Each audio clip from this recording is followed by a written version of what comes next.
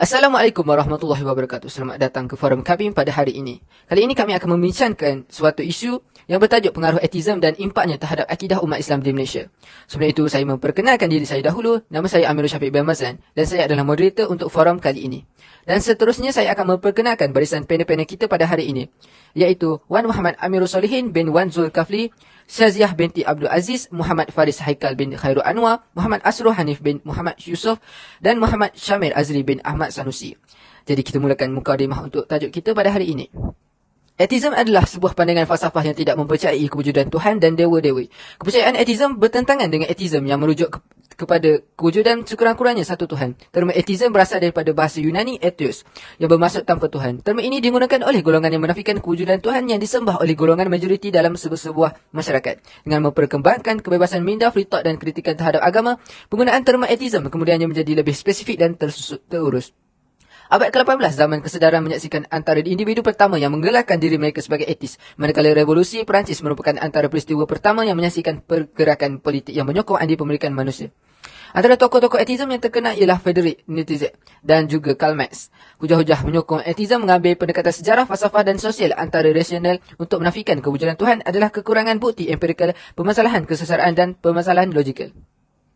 Perkembangan teknologi maklumat dan komunikasi TMK telah mengubah cara berinteraksi antara manusia. Menurut Edwin Arif, Mukhtar Effendi dan Nur Komariah, kewujudan TMK sebagai medium komunikasi telah menggalakkan pertukaran budaya orientasi, sepadan benua dan menembusi batas dimensi kehidupan penggunaannya.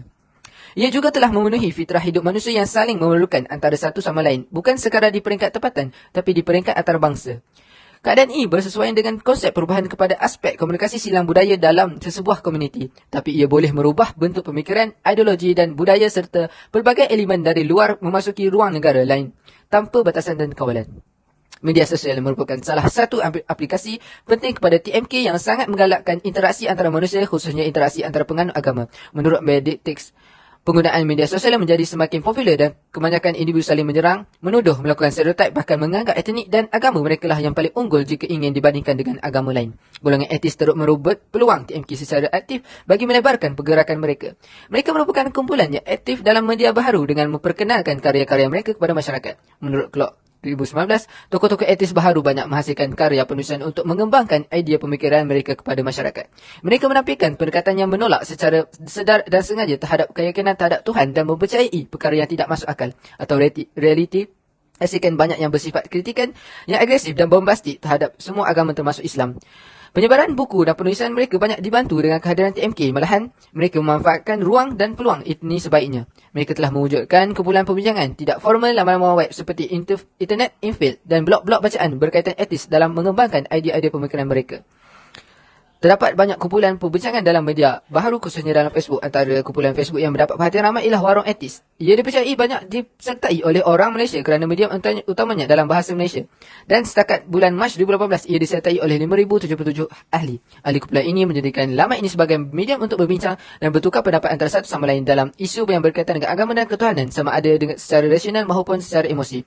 Biarpun pihak yang beragama itu ramai, tetapi interaksi serangan lebih tertumpu kepada Islam. Mungkin kerana Malaysia merupakan negara Islam dan Warung Etis merupakan kumpulan yang menggunakan bahasa Melayu. Baiklah, tanpa membuang masa, kita mulakan dengan panel kita yang pertama untuk memberikan pendapat mengenai etis adalah musuh akal yang sihat, iaitu saudara Faris. Dipersilakan. Terima kasih kepada moderator. Assalamualaikum warahmatullahi wabarakatuh. Saya adalah Muhammad Faris Haikal bin Khairul Anwar. Isu tentang etism bukanlah perkara baharu dalam sejarah pemikiran umat Islam. Sejak dari awal perkembangan Islam, masalah berkaitan fahaman atau kepercayaan yang tidak mengakui kewujudan Tuhan telah didengari melalui kisah Imam Al-Ghazali 50 Hijrah, umpamanya, yang berhadapan dengan serangan ahli falsafah pada zamannya. Ia termasuklah daripada golongan materialis dahliyun yang menyangkal kewujudan Allah SWT. Mereka menyatakan alam ini bersifat qadim, tercipta dengan sendiri. Imam Al-Ghazali melalui karyanya Tahafut Al-Falsifah menjawab dengan tegas bagi meluruskan kembali kekacauan pemikiran tersebut. Kritikan itu akhirnya membuatkan ahli falsafah tidak mampu lagi untuk bangun bagi mempertahankan pemikiran mereka. Begitu juga kisah debat yang masyhur antara Imam Abu Hanifah dengan golongan etis. Justru dalam wacana akidah semasa berdasarkan pengajian sifat 20, ulama ahli sunnah wal jamaah dalam kalangan Asy'ariyah dan Maturidiyah menetapkan antara satu sifat yang wajib bagi Allah SWT ialah wujud. Ia adalah sifat yang paling penting dalam perbincangan sifat 20. Lawan kepada sifat itu ialah adam atau tiada. Ada banyak dalil dalam Al-Quran dan hadis yang menunjukkan bahawa Allah itu wujud. Firman Allah SWT, dan di antara tanda-tanda kekuasaannya ialah malam dan siang, serta matahari dan bulan. Janganlah kamu sujud kepada matahari, dan janganlah pula sujud kepada bulan. Dan sebaliknya, hendaklah kamu sujud kepada Allah yang menciptakannya. Kalau betullah kamu hanya beribadat kepada Allah. Surah Al-Fusilat, ayat 37.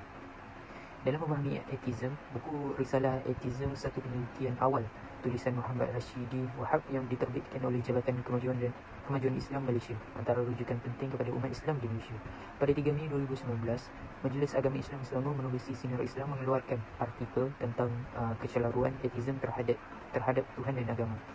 Bukti kewujudan Allah untuk mencapai keyakinan tentang kebenaran wujudnya Tuhan, iaitu Allah SWT, ia boleh diperoleh melalui dua jalan. Ia sebagaimana yang dinukilkan oleh Al-Alamah Muhammad Sa'id Ramadan Al-Buti dalam karyanya Kubra Al-Yaqiniyat Al-Qawmiyat, selain hujah fitrah dan historical. Menurut Al-Alamah Al-Buti, alam semesta yang dapat disaksikan sekarang adalah daripada perkara mungkin, yang mana akal dapat menerima bahawa tidak mustahil alam semesta ini boleh ditiadakan. Barangkali wujud sesuatu sebab tertentu yang boleh menyebabkan ketiadaannya, sebagaimana wujud sesuatu sebab tertentu yang telah mengadakannya. Maka segala yang berlaku terhadap alam semesta sudah pasti wujud suatu kesan dari luar yang memberatkan salah satu daripada dua mungkin, sama ada ia layak menerima ada atau tidak. Dalam hal itu, akal akan menyatakan semestinya wujud kekuatan luar yang memberikan kesan kepada alam semesta. Ia dikaitkan dengan kekuatan Tuhan. Selain itu, kejadian dan aturan alam semesta yang mengagumkan membuktikan bahawa di sebaliknya sudah tentu terdapat cipta dan pengaturnya. Mustahil berlaku dengan sendiri. Pencipta itulah yang mengarahkan alam semesta berjalan menuju kepada matlamat yang telah ditentukannya. Natijah daripada hakikat itu menunjukkan bahawa alam semesta bukan bersifat qadim. Maka sudah tentu wujud suatu kekuasaan yang memberi kesan untuk menciptakan alam ini, iaitu Allah SWT selaku Tuhan Maha Pencipta. Semua bukti itu berupaya mengeluhkan lidah golongan etis, walaupun mereka sengaja berdolak-dalik dan menutup akal dengan pelbagai alasan. Golongan tersebut selalunya akan mengulang-ulang hujah kemungkinan dan kebetulan sahaja, seperti mengaitkan setiap kejadian bermula dengan teori Big Bang. Dan tetapi semua keyakinan itu jelas terpesong dan bercanggah dengan dalil Al-Quran atau hadis. Ia turut ditolak oleh kaedah ilmiah dan rasional akal manusia yang sihat. Dengan kata lain, golongan etis tetap mengandaikan bahawa segala apa yang tersusun di muka bumi ini adalah bukan aturan daripada Allah SWT yang menciptakan segala-galanya. Maka benarlah kata Al-Allamah Al-Buti bahawa ateism tidak lebih daripada suatu pemikiran dan tindakan memusuhi akal yang sihat dalam mencari kebenaran. Mereka sebenarnya hanyalah mengikuti hawa nafsu semata-mata. Itu sahaja daripada saya. Sekian, terima kasih. Terima kasih kepada panel Saudara Faris. Kesimpulannya, memang benar fahaman ini mampu merosakkan akal fikiran Dek kerana kekacauan pemikiran yang terdapat dalam fahaman ini. Seterusnya kita akan beralih kepada panel kedua kita, iaitu Saudara Syamil. Dipersilakan. Terima kasih kepada moderator. Assalamualaikum. Saya Muhammad Syamil Azuri bin Ahmad Sanusi. Pada Mac 2014, pemerintah Arab Saudi mengeluarkan peraturan yang melarang warganya membicarakan tentang ateism.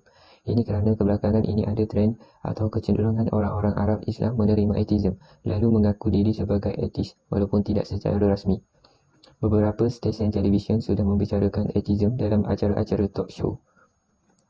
Pemerintah Arab Saudi menganggap ateism berbahaya dan bahkan disebut sebagai pengganas. Baru-baru ini seorang remaja di Iraq dipukul kerana mengaku sebagai penganut ateis. Demikian juga di Palestin. Rakyat yang menjadi ateis kerana terpengaruh dengan orang Israel yang sudah lama menjadi ateis. Trend peningkatan ateis di Timur Tengah tidak sahaja menjadi cabaran bagi agama Islam, bahkan juga agama-agama lain. Ini kerana peredaran ateism saat ini tidak hanya di Timur Tengah, tetapi di seluruh dunia. Jadi ateism adalah isu global yang menjadi perbincangan atau debat-debat agama di media sosial yang memperlihatkan makin banyak, khususnya dalam kalangan anak muda yang berpendidikan, yang mempersoalkan agama atau Tuhan. Sebenarnya, tentangan ateism terhadap agama sudah dimulai sejak zaman Renaissance, iaitu kebangkitan kemampuan manusia atau humanisme yang mula berpengaruh di Eropah pada abad di Eropah pada abad 15 hingga 16. Rasionalisme ini bangkit dengan mempersoalkan berbagai hal tentang alam dan manusia, termasuk agama yang dianggap tidak rasional. Rasionaliti agama dikaitkan dengan buruknya kehidupan pihak pentadbir agama pada abad pertengahan. Pada zaman Renaissance dan selanjutnya, zaman pencerahan di Eropah. Selain itu, rasionalisme adalah sebagai induk liberalisme dan juga atheism yang berada di bawah payung sekuler yang menghasilkan kemajuan manusia yang impresif. Ini membuktikan oleh kemajuan IPTEK dengan revolusi industri di tahun 1800. Dengan hasil yang memberikan kemudahan dan kemakmuran, kesan utama dari rasionalisme adalah deflasi terhadap status dan peranan agama. Hal ini menyebabkan ramai penganut agama lain beransur-ansur mula meninggalkan agama ini sendiri, seperti atheist. Inilah yang membuat gereja-gereja tidak lagi dipenuhi umat yang beribadah. Kesannya penganut atheism bertambah banyak di negara-negara barat di abad ke-20. Penganut atheism berkembang sangat pesat di Eropah, apatah lagi di Timur Tengah. Ketika banyak negara berideologi komunis menyokong atheism, berbagai usaha dalam kalangan agamawan dilakukan untuk menghadapi cabaran ini. Trend agama atheism saat ini tentu menjadi cabaran bagi agama-agama lain. Contohnya penganut agama lain yang menjadi atheism adalah seperti Hindu, Buddha, Kristian dan Islam. Dalam agama apapun, persoalan terhadap ajaran-ajaran Islam tidak jelas, diragukan atau yang tidak rasional pasti akan muncul. Mereka juga mengkritik dengan melihat dan menilai ajaran agama yang ideal dan berkelakuan secara realistik. Oleh itu, cara yang sangat efektif dan adil untuk menghadapi tantangan dari rasionalisme adalah memperkuatkan agama itu sendiri, iaitu dengan memberikan pendidikan, pengetahuan dan pemahaman keagamaan yang luas dan kuat terhadap umat yang beragama. Pada masa yang sama, umat juga harus memberikan contoh yang baik di dalam hidup jika tidak ia dapat mengundang umat lain yang baru mengenal agama untuk mengeluar dari agama itu sendiri. Sekian, terima kasih daripada saya. Saya menyerahkan kepada moderators. Terima kasih kepada saudara Syamil. Apa yang boleh disimpulkan adalah trend atheism merupakan satu trend yang bahaya jika tidak dibendung sewajarnya kerana isu ini mampu memberi impak yang negatif kepada agama, terutama agama Islam. Selanjutnya kita akan beralih kepada panel kita yang ketiga, iaitu saudari Syaziah. Dipersilakan. Terima kasih kepada moderator. Assalamualaikum, saya Syaziah Aziz, merupakan panel yang ketiga. Okey, pada pandangan saya, atheism merupakan fahaman atau doktrin yang tidak mempercayai kewujudan Tuhan. Ia bukanlah satu agama seperti mana yang difahami oleh segelintir pihak. Boleh rujuk kepada Oxford Dictionaries berkenaan istilah atheism. Ataupun secara spesifiknya boleh rujuk juga kepada The Oxford Handbook of Atheism. Mereka tidak menerangkan atheism sebagai satu agama. Sebagaimana yang disebutkan, atheism adalah kepercayaan yang menolak tentang kewujudan Tuhan. Secara etimologinya, atheism berasal daripada perkataan Greek atheos, iaitu A bermaksud tanpa dan theos bermaksud Tuhan-Tuhan. Lawan atheism adalah theism, iaitu di mana sikap ataupun fahaman yang mempercayai dan mengimani tentang kewujudan Tuhan. Sama ada atheism ataupun theism, kedua-duanya merupakan doktrin ataupun fahaman dan ia bukanlah sesuatu agama. Dan mungkin segelintir pihak terkeliru sedikit tentang kefahaman ataupun doktrin mengenai atheism ataupun theism. Mempercayai kewujudan Tuhan adalah bercanggah dengan rukun negara, seperti mana rukun negara yang pertama iaitu kepercayaan kepada Tuhan. Kepercayaan kepada Tuhan merupakan mendapat posisi yang tertinggi dalam rukun negara. Banyak negara di dunia hari ini yang mengunjungi demokrasi telah meletakkan ikrar rakyat sebagai mukadimah, iaitu preamble kepada perlembagaan mereka. Malah ia juga dianggap rujukan sebagai perlembagaan. Rukun negara diperkenalkan pada tahun 1970 iaitu setelah tragedi hitam pada 13 Mei 1969 yang telah menyaksikan perpaduan rakyat Malaysia yang teruji dengan begitu hebat.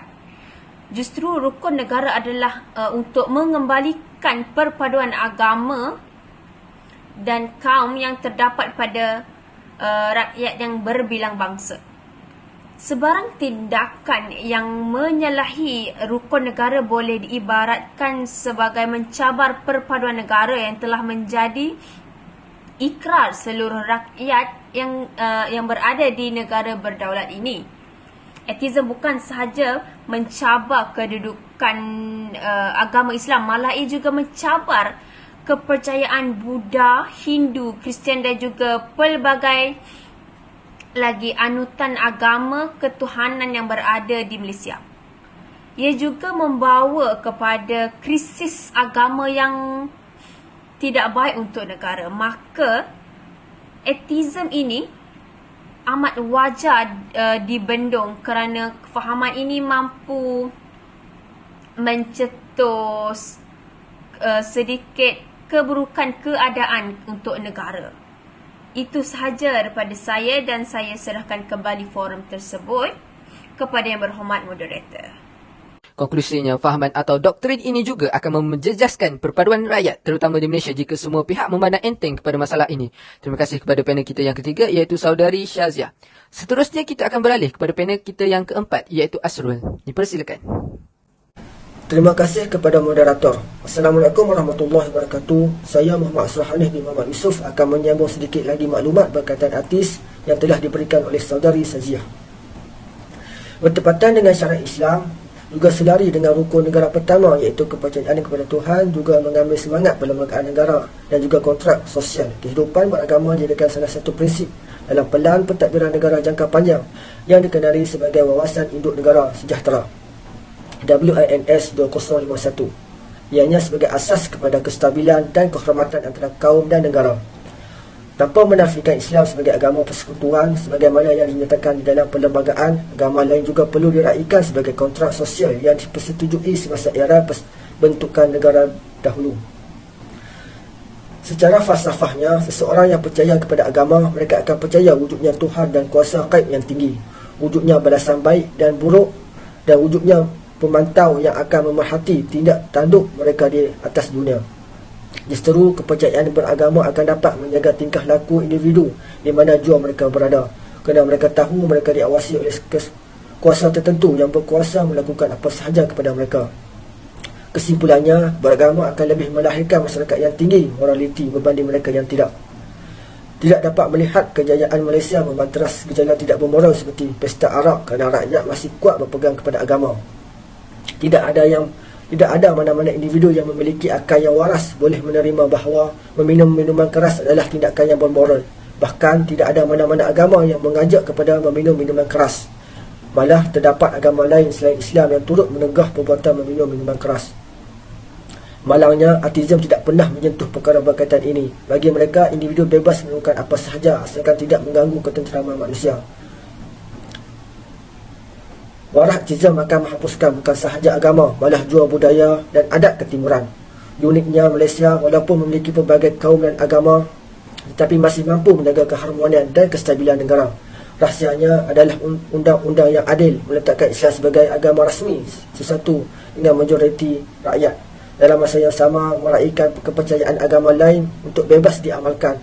Alhamdulillah, sejak merdeka belum pernah timbul isu penindasan etnik di mana-mana tempat. Walaupun beberapa kali percubaan untuk mencetuskan ketegangan dilakukan, tetapi rakyat tidak mudah melatah dan bertoleransi demi menjaga keutuhan perpaduan. Justeru, ateism perlu ditolak sebelum merebak dengan lebih dahsyat.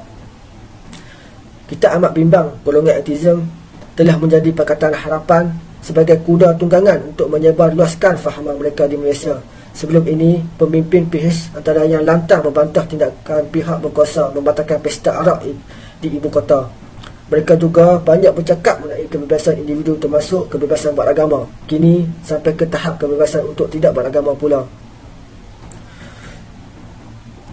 Saya harap peguam PAN sekarang dapat berfikir dahulu sejenak sebelum terus mempertahankan pandangannya. Fikir juga tentang akidah beliau sebagai seorang Islam. Fahami akan batas-batas iman dan kufur sebelum berkata-kata.